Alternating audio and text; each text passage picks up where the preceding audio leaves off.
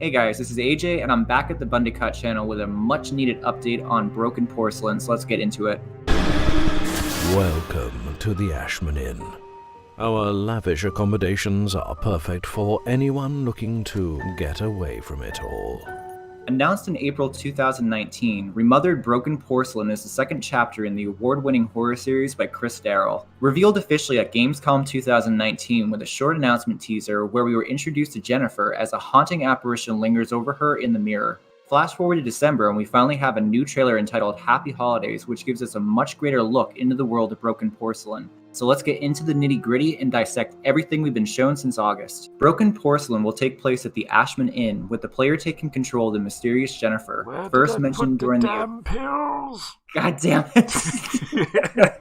First mentioned during the events of Tormented Fathers. After being injured trying to escape from the boarding school she was sent to, Jennifer is expelled and sent off to the Ashman Inn along with her friend Lynn to work as maids. Little did they know the horror that would be waiting for them. As they settle in, both girls begin to observe strange occurrences, including a haunting whistle that echoes throughout the inn, as well as an ominous housekeeper that holds some of the manor's darkest secrets. While we haven't been given much information on the voice actors as of right now, we do have confirmation Jen will be voiced by YouTuber Elsie Lovelock, who we will link in the video description below. One thing I'm hoping to see is some traits that separate Jennifer from Rosemary gameplay-wise. With Jennifer being younger, she would have much more energy, and due to her height, be able to fit into hiding places Rosemary normally couldn't use in the first game. With her arm being injured, I'm curious to see how this will affect her being able to use defense and attack items as well. With the effort to show off the injury, I'm sure it'll serve some way to slow the player down in-game. Stalkers will once again be in pursuit of Jennifer. We were given a very frightening up-close and personal sneak peek during the new trailer. First is the main housekeeper herself, Andrea Massino, extremely loyal to the owners of the inn and incredibly ruthless if Jennifer gets in her way.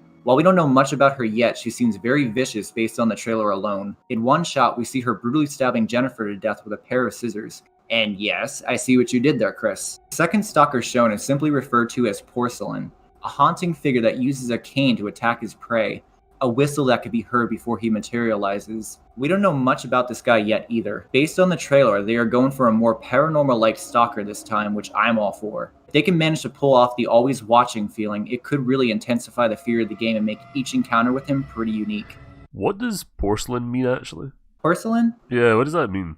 Like ceramic dolls. Oh, right. Oh, yeah, I bet it's the old lady then. That must be it. You know, I actually thought about that because she does have the double chin. According to the developers, the Stalker system will be upgraded with a more refined AI system that will make the enemies less predictable than the original game. Enemies will no longer just patrol predefined rooms, but actually go off course to track down the character of their own free will.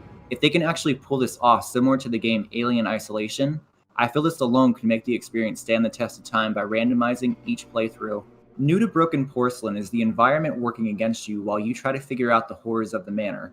Going off the trailer, it looks like the birds will be scattered around, which can call out when they see you, alerting the stalkers to your presence in a room. This should make the player more alert and on edge, which I felt was needed in the original game. Similar to Clock Tower and the original Remothered, players will once again have to use their brains to outwit the stalkers versus being overloaded with guns. For those of you who didn't play the original game, this is how the defense and attack system would work. During the course of the game, you can pick up an item to use in case you are caught by an attacker, such as a knife to break free from their grasp. You could also pick up throwable items such as a snow globe to chuck at your pursuer to slow them down. The only way to actually escape an enemy is to either find a hiding spot and wait it out, or hide using the environment, such as ducking and hiding in the shadows, or behind couches. Or if a player could find a girl's snow globe, and then smack the cunt with the snow globe, and then run away. I agree. Which is right above there.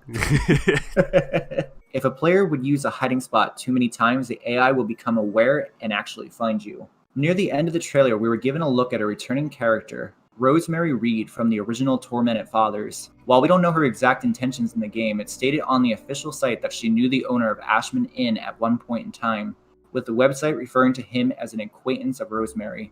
As Mr. Ashman was a heavy investor in the Phenoxyl project from the original game, it's obvious Rosemary is going to be pushed as far as they can take her this time around, while hopefully clearing up more of the questions left unanswered from the original game. I enjoyed her as, well, she was kind of both a protagonist and an antagonist in the first game, depending on how you looked at her when it came to the first game's writing.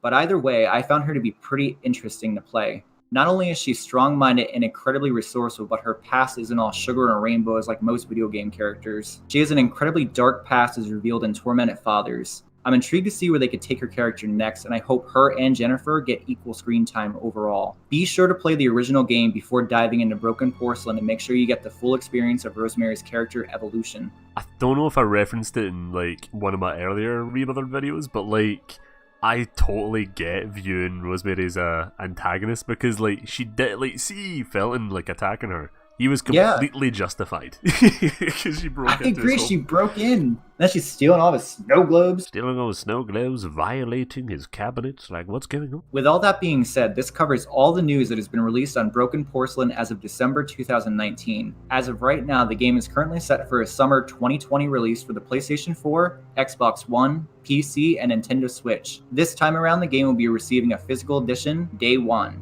and the price is set at $30. Once again, the game will be developed by Stormine Games and Daryl Arts in conjunction with Modus Games this time. Thank you so much everyone for watching the video. Also, by the way, big shout out to AJ for working with me on this. I do highly recommend going and checking out his channel, more specifically his Clock Tower redub series, which stars yours truly. He also did a redub of Remothered as well, so I'll leave both of them down in the description below if you want to check them out. Special thanks to my lovely wee patrons, KG, Proxy1, Devil, and TG Monster for your continued support over on my Patreon. Thank you guys so much, I do really appreciate it. Keep an eye on the channel for more Remothered news and for when after Broken Porcelain releases, as myself and AJ are going to be doing thoughts on the game.